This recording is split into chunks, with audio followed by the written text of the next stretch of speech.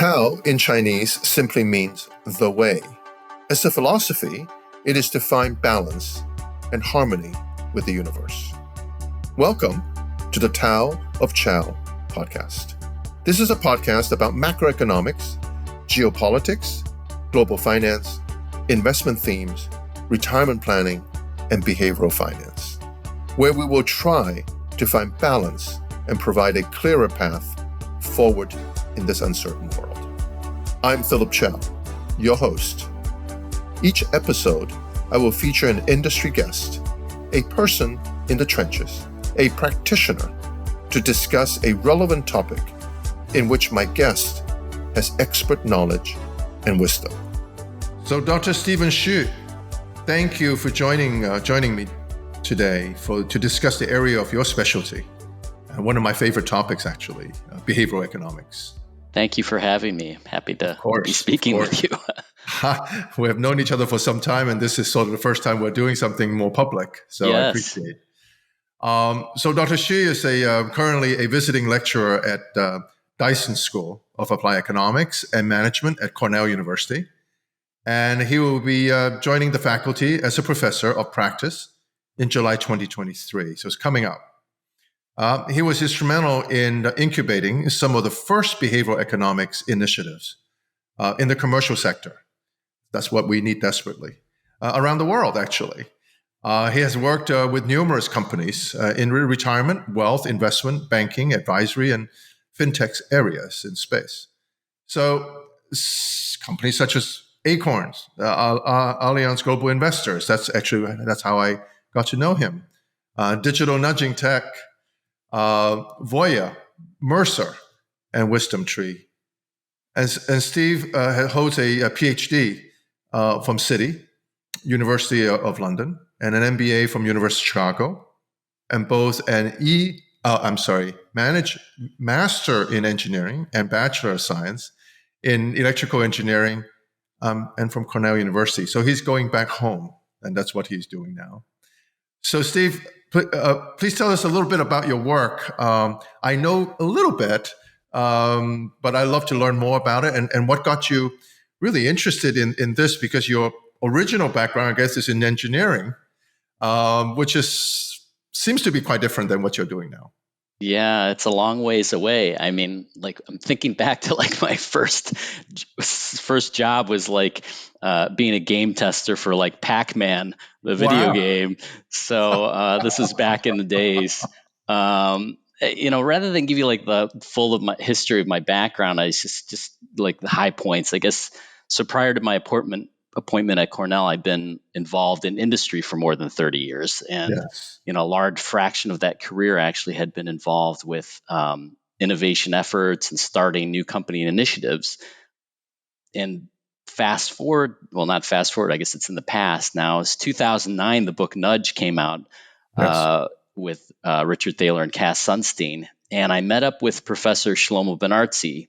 And he and I worked together to start one of the first behavioral finance initiatives kind of in the world with Allianz Global Investors, at least in the commercial sector.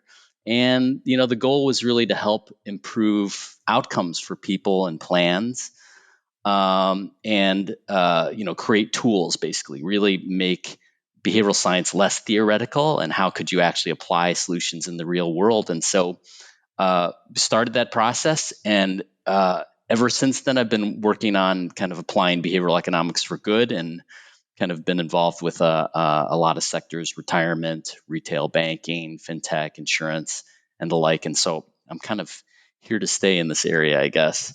So we need you to stay in this area because I'm a true believer that when it comes to investing, certainly, and finance, there's so much emotion, there's so much humanness to it. That I know there's a huge space for quant and huge space now for AI and everything else. But at the end we live with humans. It is humans who make those decisions and write those algorithms and so on. So I think at the end, it's about bias. It's about precisely behavior, right? So I'm going to hopefully learn much more than I even anticipated in this podcast. And I would hope that we get to continue with time allow and you allow, that we can do more of this type of discussion so that the audience can be better informed, to be awakened to things that is obvious that we overlook, and how to make better decisions for ourselves, I think. Absolutely. I'm here to learn as well. This is discussion and exchange of Not from me. ideas. Oh.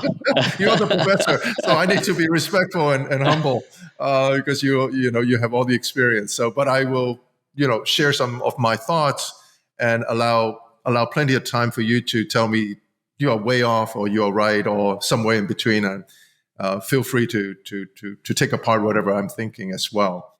And I'm a practitioner from actually doing work in portfolio construction, in thinking deeply about the retirement space, from a lack of savings to lack of investing, to making decisions seemingly in our self-interest, but one can say in a self-interest in the moment, but not in the long run. So those are things I love to sort of get your thoughts, and so that I can be a better advisor, a better consultant, because I'm more aware of these biases and how to counter those perhaps poor behaviors. So let me posit the following for our discussion, and then we can go any direction that Professor you like to go. One of the string of this discussion that we should have is really about behavior, right? So in general, and as I understand it, as a layperson, behavioral economics is rooted in cognitive frameworks such as biases and blind spots and things that we can talk about. And human decision making, to me, is all about how you make decisions and why you make those decisions. So after the appearance of Homo sapien, I know I'm going way back. When you talk about, you don't want to talk about your career. About, we're going back to our common history. Exactly. And until now, much of our decision making, and thus behavioral, remain driven by our million-year-old limbic brain, which is dominated by our survival instincts of fight or flight responses. And this heuristic assessment, in my mind, has kept us alive, right, for hundreds of thousands of years. After all, the first order of business for every species is to preserve and to perpetuate our existence.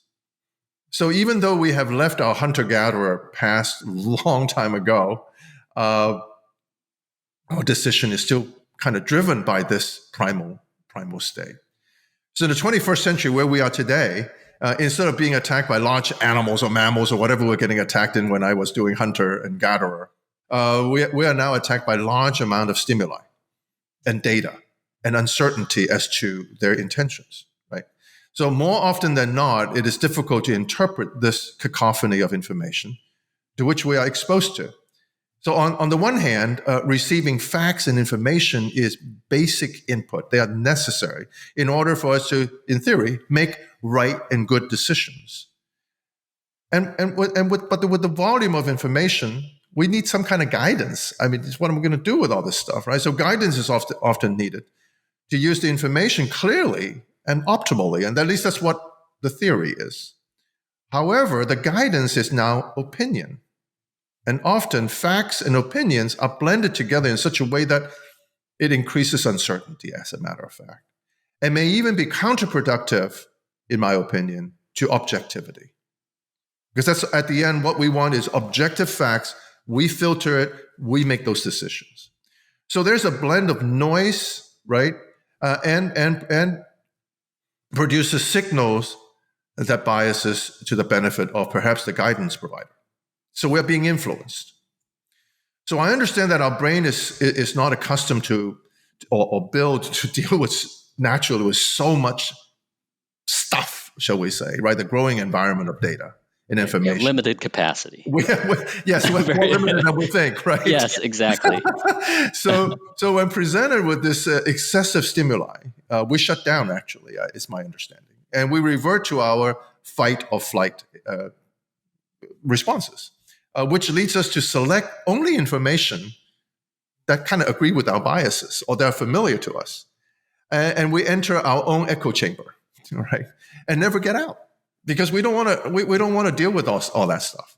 So we then get more radicalized in our approach. I mean, that's one word we can use. It could be, we're just more stubborn about our views and become more extreme in our perspective and are continuously confirmed, right? Which is even worse, and justified by our biased view, which is exactly what we didn't want, because we thought by getting more information, we will be more open and we will make better decisions. So it sounds like you are agreeing to some of it, if not all of it. Yeah. Share with me a little bit about what your thoughts are in this, and is this something that we should be really concerned about, or this is a phase, or is this a beginning of something that is going to get much worse?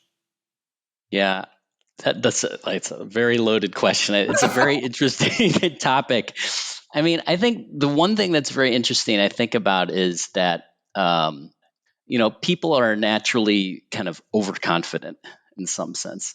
And if we think about like Google, who's become like this $1 trillion company, and we go to the Google search engine and let's say we key in something like, should I buy GameStop stock?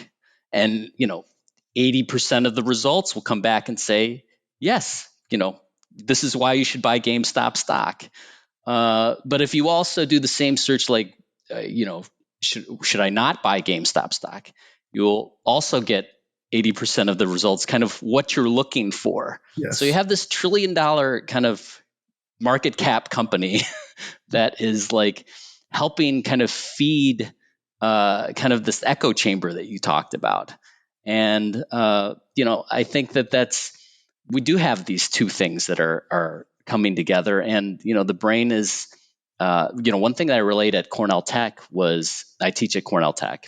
And, there's a mixture of folks that are trying to get a business and technology background. I tell them, that technology kind of changes kind of fast. And the things that you learn in those types of classes, they have a half-life. You learn about machine learning, and, if you don't use it in 6 months, it starts to evaporate. But human behavior, it hasn't changed. The stuff that they learn in behavioral economics, it's going to stick.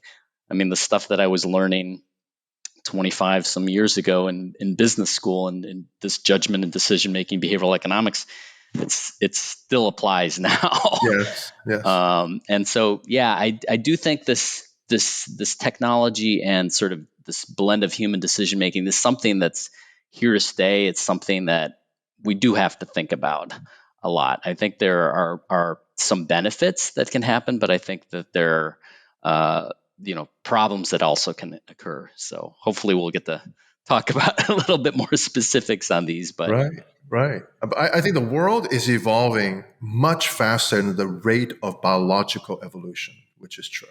Right? So absolutely, for us to catch up in our brain function and our processing and developing new parts of our brain will take another millennium. Yeah. But during the next millennium, this would have gone super drive, right? Yeah. So by the time when we finally caught up to the 21st century, we're already in the 26th century. Yeah. So we're always going to be behind. And so I think that what you learned 25 years ago will be relevant 2,500 years from now, because human behavior is human behavior, and we haven't changed in 100 million years. So the question to me is, knowing we cannot stop change. I don't want to use the word progress, because progress has a positive spin to it. Change may be positive, maybe not. So this change we've been talking about since I remember my parents or my grandparents say, oh, the world is spinning faster and faster, and things are changing. And I think that I'm echoing them, but at even a higher speed. What framework, Steve, do you think we should look at as we sit back and say, okay, all these things are coming at us. What is the framework, perhaps, we should have? Deep breath to think about all this stuff. And how do we do that? And how do we check ourselves going forward so that we don't always go to Google and say, should I get this meme stock? Right. And I know I'm going to get all these things that tells me I should. Or if I say I shouldn't, then all these things. So all these confirmation biases, right, is killing us. I mean, in some ways, would lead us down exactly the wrong path. Right. Exactly. Yeah, I mean there's many different ways of thinking about it. I guess the first one that I always come back to is kind of recognizing that we have this fast and slow thinking capability. There's this fast automatic thinking, and then there's this reflective thinking. Before I taught at Cornell Tech, I was trying to create this engaging slide to kind of rope people in, and I went into ChatGPT and I said, can you help me find, 5 famous quotes from behavioral economists? And I get back, a quote from Richard Thaler and Cass Sunstein and George Lowenstein. And I got that on the slide. It's about, 10 minutes. I'm ready to get up in front of class. And I'm like, wait a second, I better fact check. And I engaged this reflective thinking. I said, did these people actually say these things? And, 10 minutes before I'm going live, I'm like, these are not real quotes. They sound plausible, but I am not, I would have embarrassed myself if I didn't slow down to say, is this really real? Yeah. Because it sounded right. And it kind of passed muster, but you really have to kind of think about, are there times that you engage in this slower thinking? Because we're making tens of thousands of decisions in a day. Yeah. Some of them are fast, like which way do I look now? Thinking about like, do I have the right? Am I speaking at the right volume level? Yeah. But then there are things that require more reflective thought, like how am I going to actually respond and organize my answer here? And so I think there's this notion of you do have to stop and figure out when are those critical times to engage in reflective thinking. And reflective thinking can be done as an individual, but it can also be done with other people that you are working with or other people that you trust. I think it's a process that's important not to overlook. So, as I understand this fast and slow thinking, fast is that primal brain. It's reaction, right? I'm reacting. Yep. Slow thinking is like I throw you a ball and you catch it. You don't really think. So it doesn't hit my face. Right, exactly. But the slow thinking is really the prefrontal cortex or frontal, the new brain, which tells you, well, logic, slow down, check, like exactly your point, right? Right before I embarrass myself, or potentially embarrassing myself, right. I wanted to make sure this is real. So there are 2 things that I sort of immediately think about. One other thing about, as I understand the limbic brain, the fight and fight response, is that we want to conserve energy. We don't want to spend all day thinking about every single thing, right? So our brain tells us, here are all the heuristic things, just don't worry about it. You get out of the house, you always drive left, just drive left, don't think about driving right. Yeah. And so we build habits. Habits is a form of shortcutting, right? That gives us easy to get there. So sometimes we don't even, I don't even remember I drove all the way over here. I mean, I kind of just got here because it's our basic thing going through. But of course, as the Chinese will say, it's all about balance, right? And balance, part of balance is taking your time and give it a moment. Yes. But in a fast-paced society, it's exactly opposite. We went from handwriting letter, licking envelope, putting a stamp, sending it to you, to now texting is not even fast enough. And because it takes too many words. So we use emojis. I mean, I don't know what's next, right? Smoke signals, maybe. I don't know. But something that they are just speeding up even more. So on the one hand, you are absolutely right? That we need to use this part more than the in there because to check ourselves. Not only because we don't embarrass ourselves, of course, we don't want to do that, but really to making right decisions.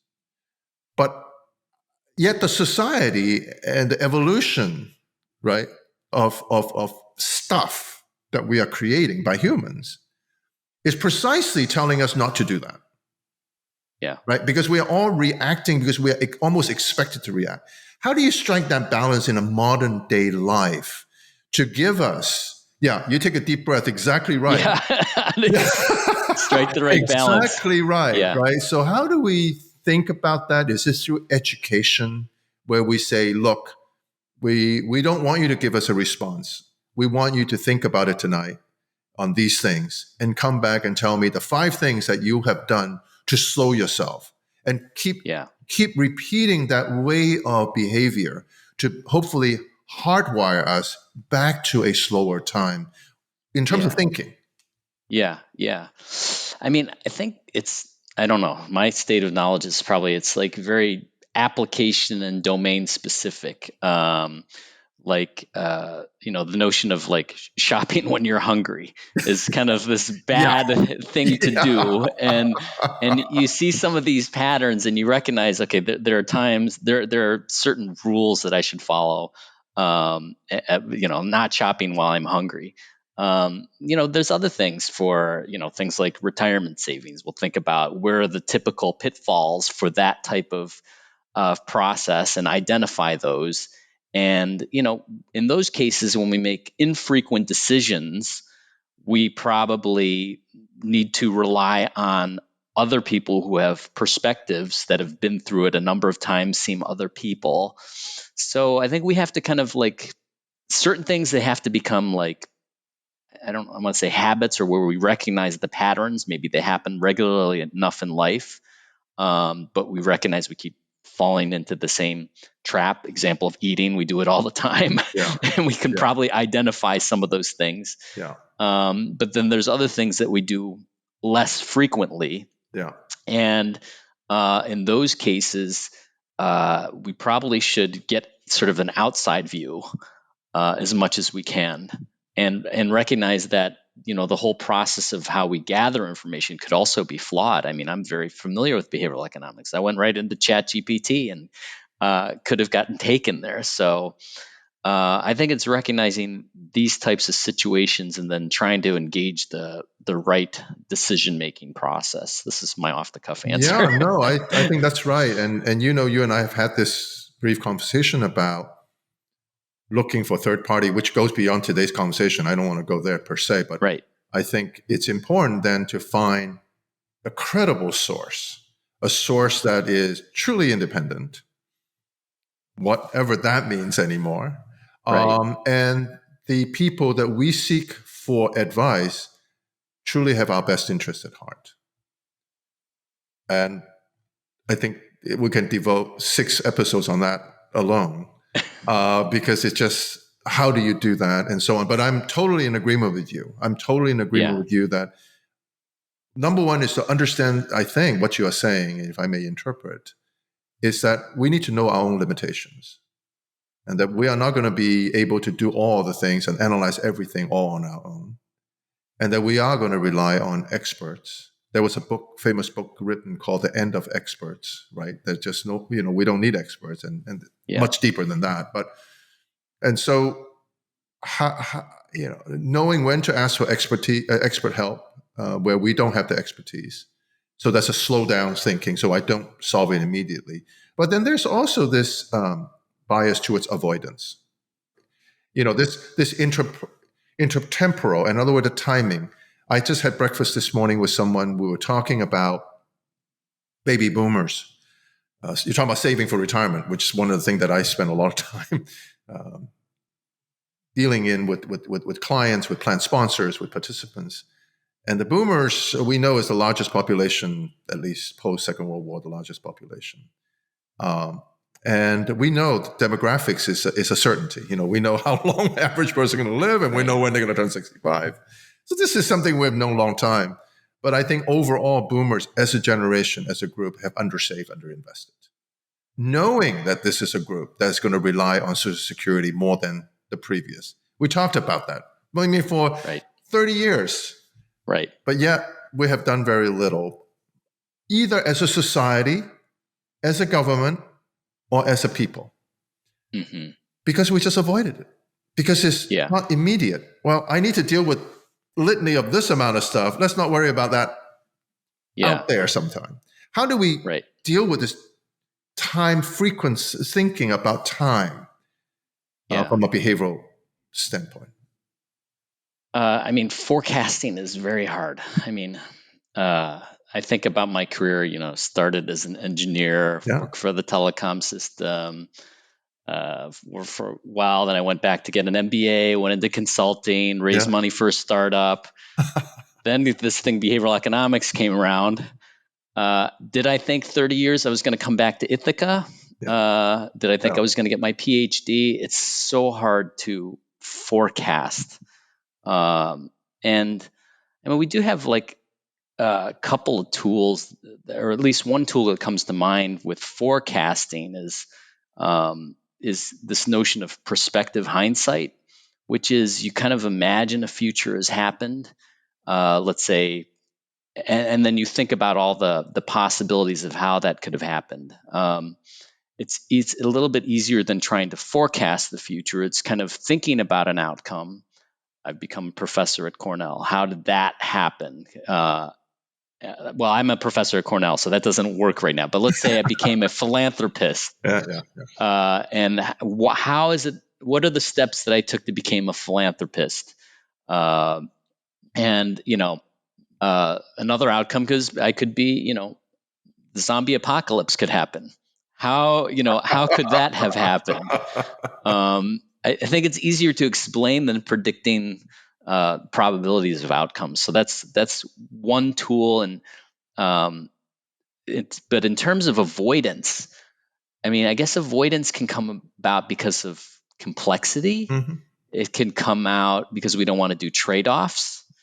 It could come out because we don't like thinking about bad outcomes. And those are kind of things that I think we first have to recognize and call out that it's tricky, and then maybe that's the first step to kind of uh, getting out of this avoidance thing, recognizing these are hard decisions, understanding what needs to get done, and then maybe taking some small steps. Yeah, yeah. I totally agree.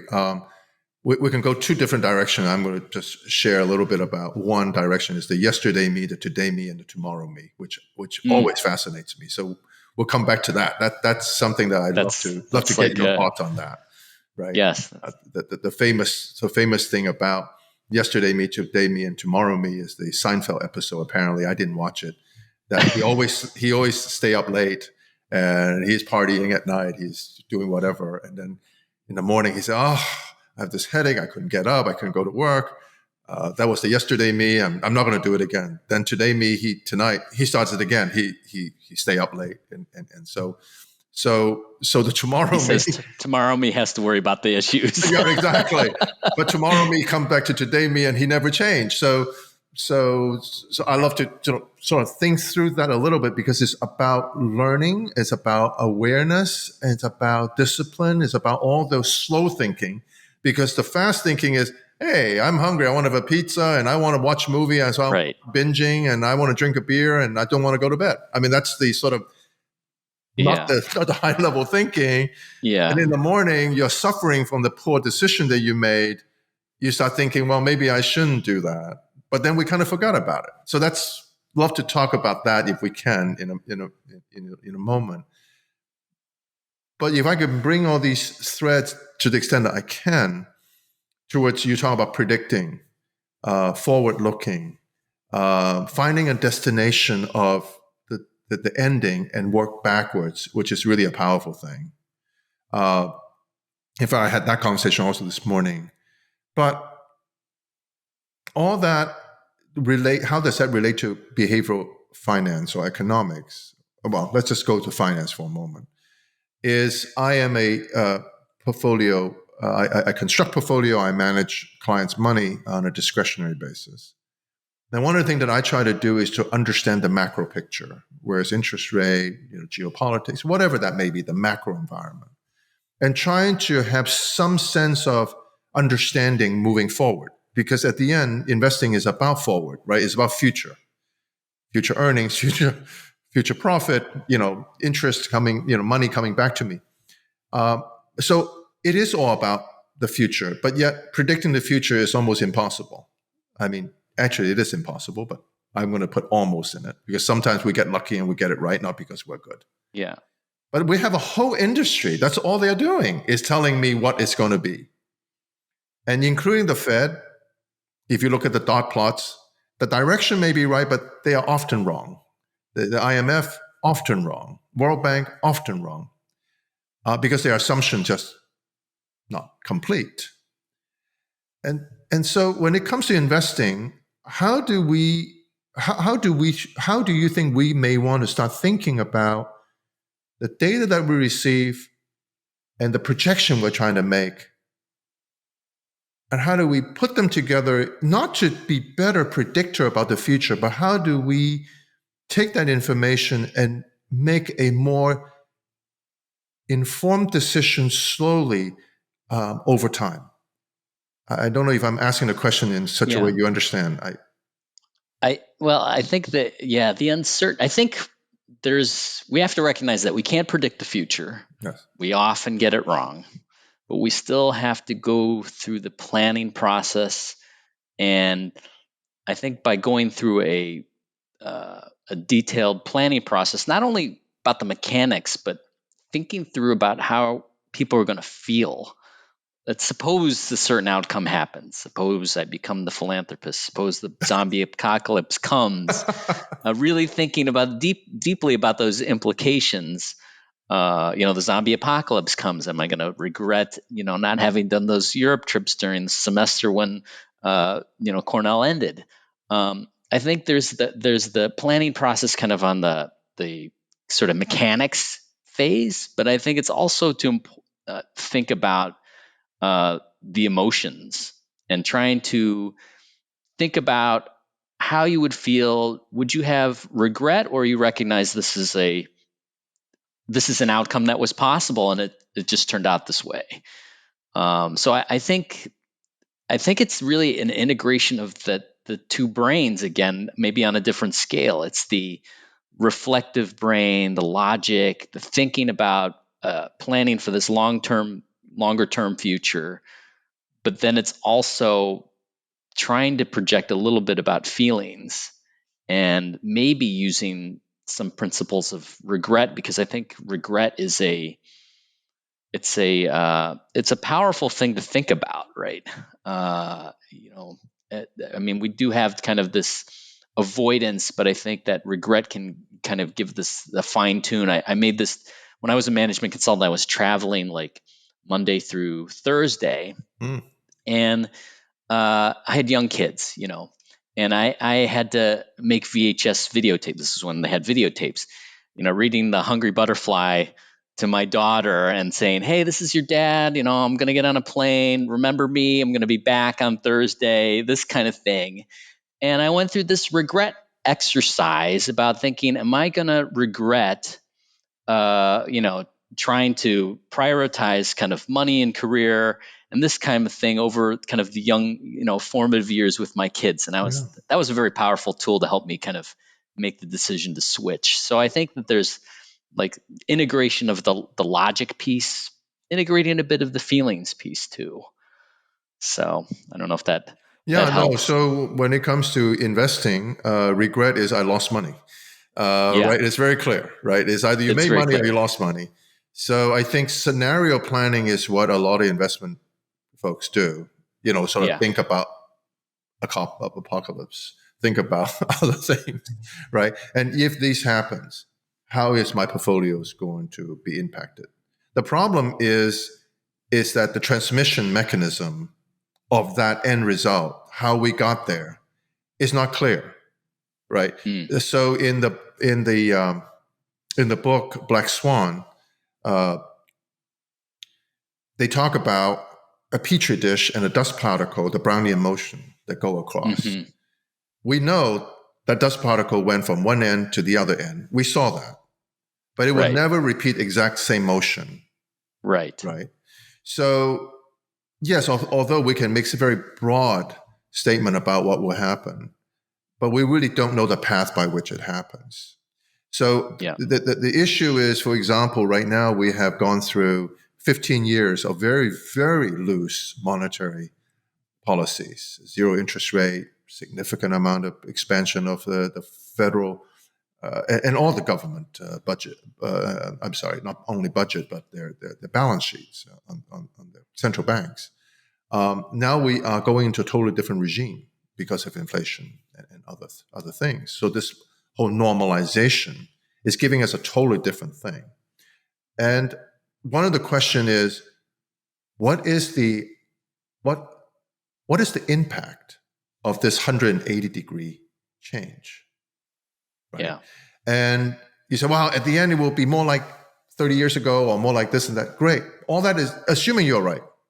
But what is the transmission mechanism? And what data do we need to sort of give us more informed? Because one thing we are really good at as humans, and Steve, you may not agree, but at least one thing we're really good at humans, after the fact, we have all the explanation on what happened. Right? We know exactly. Good storytellers. But actually we don't. Right? But we are making up plausible, perhaps even accurate, but partial explanation to what has happened to justify our brain to say we can move on from that event. Right? Because otherwise we have this hang up about not knowing an answer. Well, at least we know an answer, right? How do you feel about that, and how do we improve on it, not overcome it? I don't think we can overcome it. How do we improve on that? Is it overconfidence bias? Is it confirmation bias? Is it we're looking for things and then we're moving on bias? Yeah, how do we improve upon that? I mean, this is really tricky. I was trying to think about like some other analogy. Like I play tennis. Yeah. And you don't exactly know what's going to happen in terms of what's going to come back at you from the person you're playing with. But you go in and, you work on developing certain tools. You might have, you can't work on maybe everything. You can't be maybe one. Well, I guess these days players are more all-court players than they used to be in the days. Some of them used to be baseline players. Right. Some of them used to be serve and volley. Now it's gladiator, like do anything. But maybe you can't master everything. You have to learn to hit the forehand to the backhand, and it becomes your kind of bread and butter thing.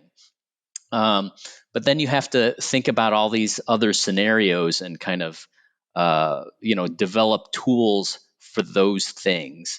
And so I think that recognizing patterns and preparing for some of these cases, and the case that you describe about what's the Fed going to do and what's going to be the long-term implications of that. Yeah. It's not something that I could predict. It's not something that I've really thought a lot about. Here's where I would gather a lot of external perspectives and really kind of reflect upon that, because I recognize the difficulties in prediction.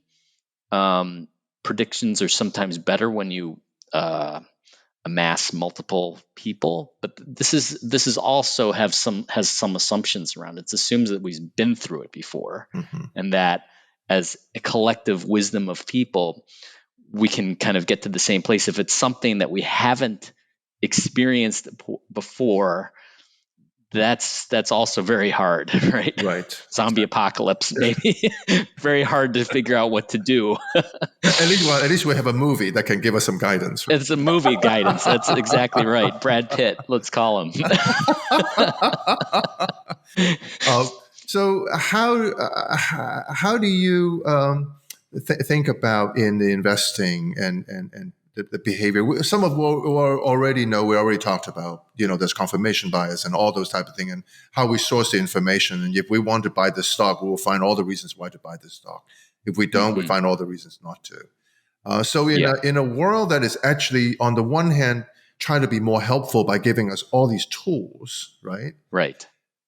But on the other hand, these tools are is up to us to be biased. So one is I know you said you checked yourself. You said you went on ChatGPT and you got 5 quotes, and then you said, hold on for a second, are they really right quotes? And I would suggest that even when you check again, what gave you confidence that where you checked is indeed the right quote? I mean, unless you call all 5 of them, and some of them are no longer alive. So how do we ultimately get confirmation? Yeah. Let's see. I mean, the next $1 trillion company could be the anti-Google, which comes up the disconfirming evidence. That's right. So if any of your The truth listeners seekers. come up with that idea to make $1 trillion with that idea, Yeah, exactly. I'm going to make a claim on that. Yeah, exactly. Let's do that right now. Yeah, exactly. But I think looking for the counterfactual information, I think is like a very important part of the thinking process. And you might have to have external people help with that, but you can also take the steps of doing it yourself. Now, you're right. When I did the Google search and I couldn't find the confirming evidence, I had to go back to like books that were printed. Yeah. I had to go back to maybe videos I saw. And then even then, we're not going to, in the future world, maybe we're not going to be certain about videos and things like that. So I guess it depends upon how important the decision is. And since it was my first day of class, first time making impressions, I was going to go through the extra hoops. I pulled out the books. You brought the books as evidence. As evidence, right? So we go back to the first part I've had a lot of fun, by the way. I thank you for being on this. So I go back to what we started with is this overwhelming amount of data that we tend to think that somehow make us more informed, somehow make us better decision makers.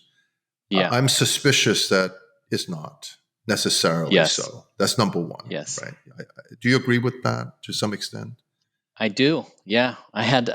Last week, at the end of last week, I saw this company startup that was going to help you remember everything. Oh. And I may not want that. And I was like, okay, it sounds nice, but that doesn't solve. That can create issues as well.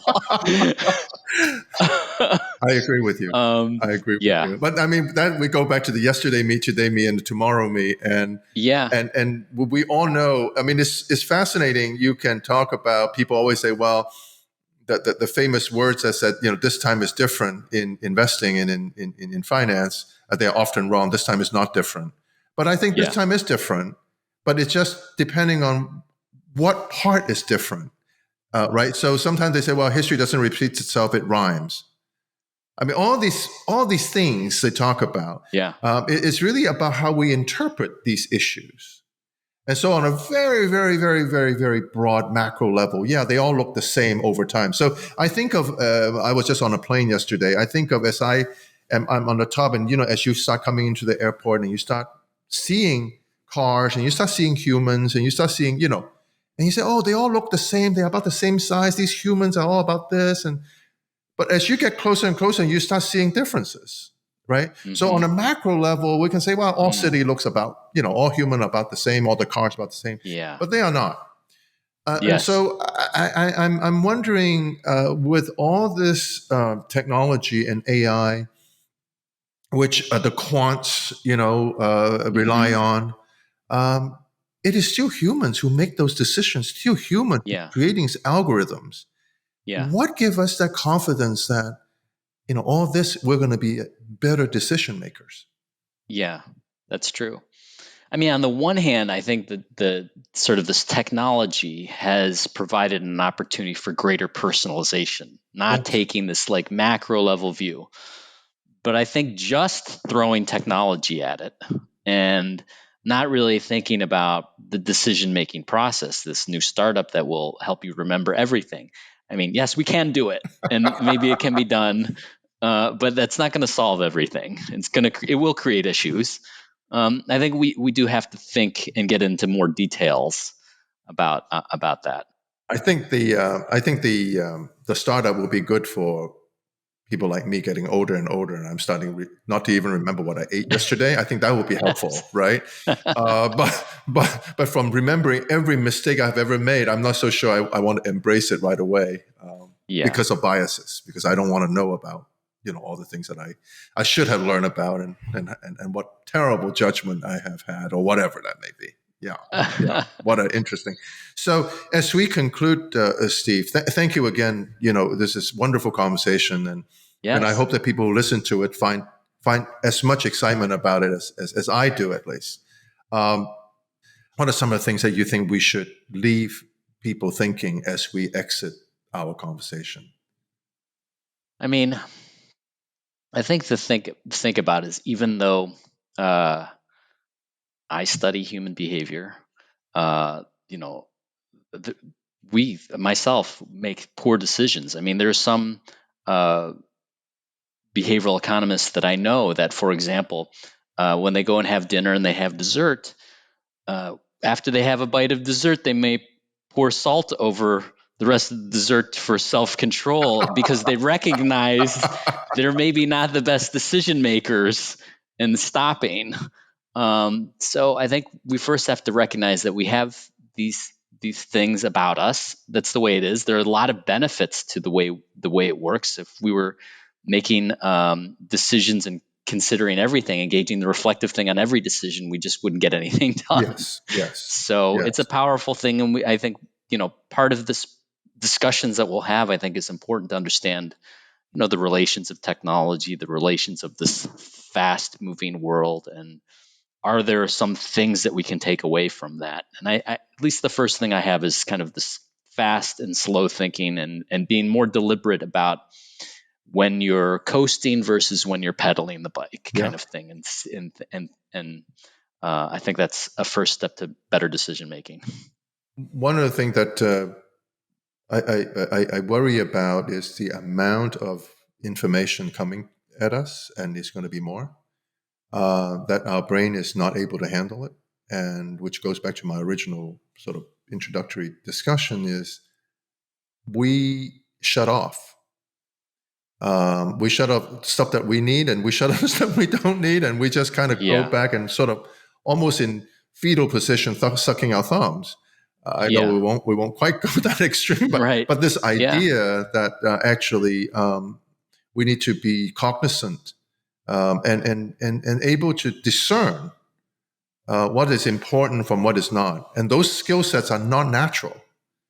right, Because it may be like you said, I'm hungry right now. I go to my favorite store and I'll end up buying a heck lot more stuff that I don't need, vis-a-vis if right. I'm not hungry. And it takes self-control. It takes slow thinking for a moment, Yes, but it's not being taught in school. It's not taught at home. It's not taught in society. It's not taught by businesses who says make those decisions quickly so I can take advantage of you. I mean, I want you to come in when yeah, you're hungry. We have a hungry yeah, meter. Boy, he's coming in. He's hungry. He's one of our best clients. You know what I'm saying? So yeah, so I think there is so much more that we need to do as a yeah, society, as a people, to advance ourselves, but it's counter to the system. And yeah. I don't mean there's one person who controls the system. I don't mean it that way. That's not how the system is built. That's not how human societies are built. So Hmm. it seems to me it rests on each and every one of us to recognize the slow and fast thinking, and to be Yeah, cautious that not every fast thinking is the right thinking, because we tend to, because yeah, that's the easy one, right? right, right. And then, and then we're going to have burnout. At the end of the day, we're so tired because of slow thinking. We don't even Yeah. want to think anymore. You gave me an idea that we might need this like fast and slow thinking kind of audit of our personal lives in Exactly. some sense, Exactly. And behavioral audit of that. I suggesting, when I suggest, I don't mean other people. I mean, I'm talking about myself. That I give myself, my mother used to always say, oh, I say, Mom, can I do this? Oh, okay, I'll let you do it. It's only so rare. That's Yeah. It's not that rare. I mean, no, don't do it. Like I'm talking about dessert or something like that, or doing something that is out of the ordinary that may not be prudent on an ongoing basis. So, yeah. But thank you so much for your time. I really enjoyed it. You gave me a lot of things to think about, and I hope that we can continue this kind of conversation. I think it would be really beneficial For me, it's all about me. Beneficial for me as well to engage with this. Yeah, and then we can probably develop something that is more applicable, that we can use in real life in investing or related activities. Great. Thank you so much. Thank you. We'll talk again. You can always find more episodes by visiting philipchow.us/podcast or find us on your favorite podcast app. You can always leave us feedback, ask questions, or request a topic for us to discuss by sending an email to pc@philipchow.us. Views expressed in the Tao of Chao podcast are individual opinions, and they do not represent the employers of each guest or the firm each guest is associated. Our podcasts are for educational and informational purposes only and should not be deemed or viewed as investment advice or recommendations. Please consult your personal financial advisor, investment expert, or investment fiduciary before taking any actions about your plan and investments.